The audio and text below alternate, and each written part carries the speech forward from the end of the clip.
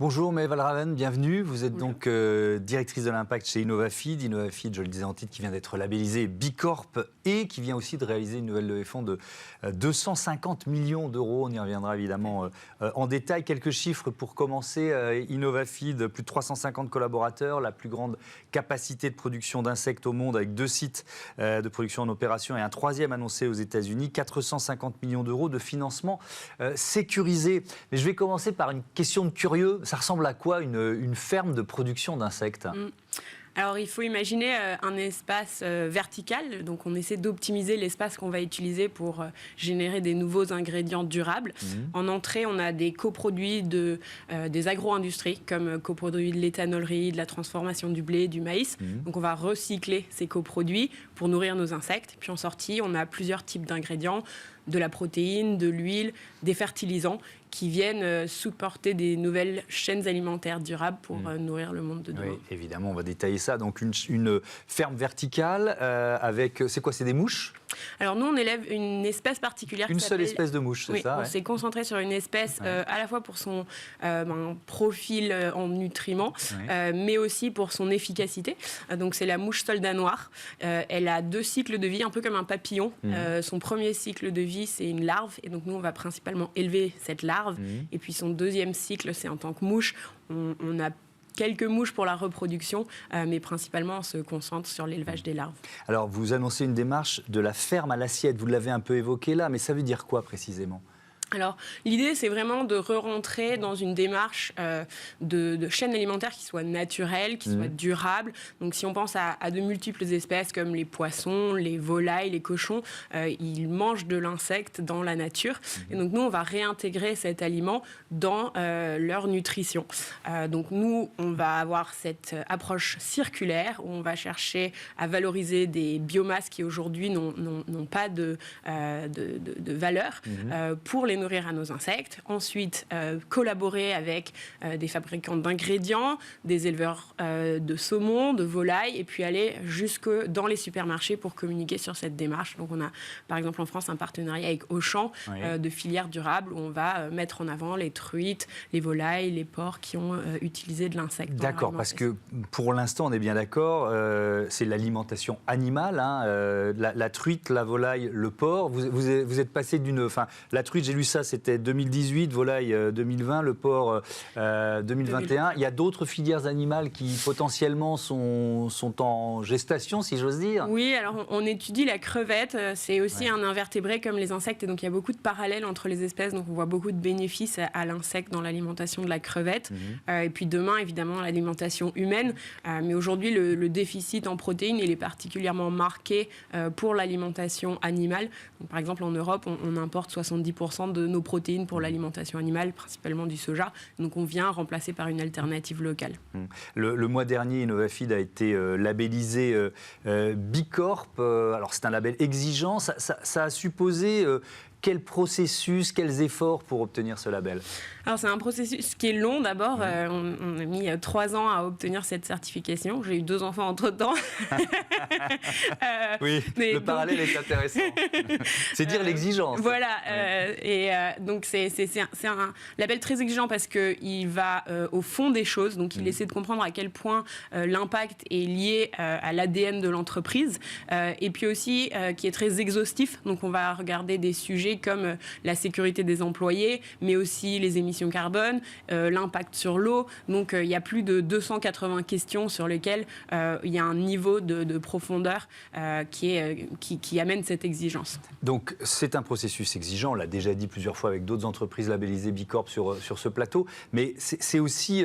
c'est pas un aboutissement. Je pense que c'est intéressant d'expliquer la démarche parce que là, vous avez une base de départ, en quelque sorte. Vous allez vous évaluer régulièrement autour de ce label Bicorp. Exactement. Donc, c'est presque une baseline qui nous permet d'avoir une image de notre impact aujourd'hui, de voir là où il y a des marges d'amélioration. Et donc, en parallèle, on a mis en place tout un système de gouvernance avec un comité d'impact qui a des experts externes qui nous aident à piloter notre stratégie. On a mis aussi en place une équipe interne de sponsors impact qui ont une roadmap ambitieuse sur 3 ans. Et donc, ce label, il est renouvelé tous les 3 ans, mais il faut pouvoir démontrer de l'amélioration d'innovation sur plusieurs niveaux. Est-ce qu'il y a eu un levier plus compliqué que les autres à activer pour obtenir ce label ? Alors, ils ont un système assez intéressant qui s'appelle les Impact Business Model. Et donc, c'est de comprendre en quoi notre business model est intrinsèquement lié à l'impact qu'on va générer. Donc, Innovafeed, on a 3 piliers de notre business qui sont des Impact Business Model. Le fait qu'on va recycler des ingrédients, le fait que... Donc ça, c'est les coproduits de l'agriculture, notamment. Voilà. Le fait qu'on va fournir des ingrédients durables et qui sont des alternatives à d'autres ingrédients qui ont des impacts forts sur les ressources, comme les protéines de poisson qui impactent la pêche, les protéines de soja qui impactent la déforestation. Donc, on propose une alternative durable.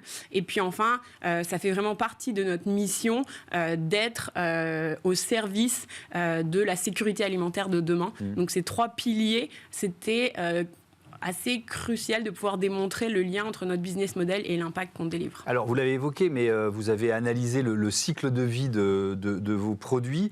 Ils font économiser évidemment du CO2 en comparaison des alternatives dont vous parliez. À quel point ? Alors aujourd'hui, donc quand on recycle ces coproduits, on évite une phase de séchage de ces coproduits qui est très intense en termes d'énergie et qui nous permet d'économiser par site environ entre 50 000 et 60 000 tonnes de CO2 par an. Donc chaque site aura le potentiel d'éviter cet impact sur le changement climatique. Oui, alors je le redis parce qu'on a déjà fait des émissions sur les coproduits, mais les coproduits, c'est un autre mot pour dire des déchets de l'agriculture en fait. Tout à fait. Alors il y a plein d'utilisations possibles, mais en voilà une qui est effectivement intéressante. Tiens d'ailleurs, vos déchets, vous produisez des déchets, qu'est-ce qu'ils deviennent ? Non, alors on a 0 déchet puisque notre insecte, on va le transformer en 2 produits qui sont de la protéine et de l'huile, qui vont nourrir les saumons, les animaux d'élevage en général.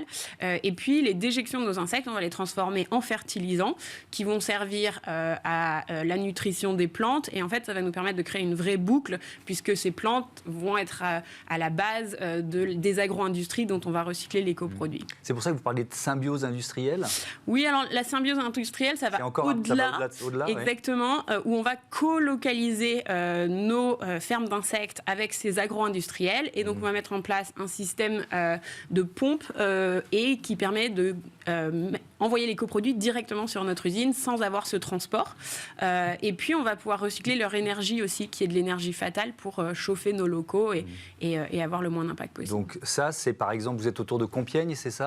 Tout à fait. Donc vous vous êtes installé là parce que vous saviez qu'il y avait un tissu agricole qui était cohérent. On est co-localisé avec un site de Tereos, donc ils ont une amidonnerie et donc on est à quelques centaines de mètres de leur amidonnerie et on a construit un système de transport entre leur usine et la nôtre. C'est donc, quand je disais, il y a un 3e site annoncé aux États-Unis et peut-être que ça nous amène d'ailleurs à cette nouvelle levée de fonds de 250 millions d'euros en série D qui a été réalisée au mois de septembre. Donc vous l'avez choisi comment, le site américain ?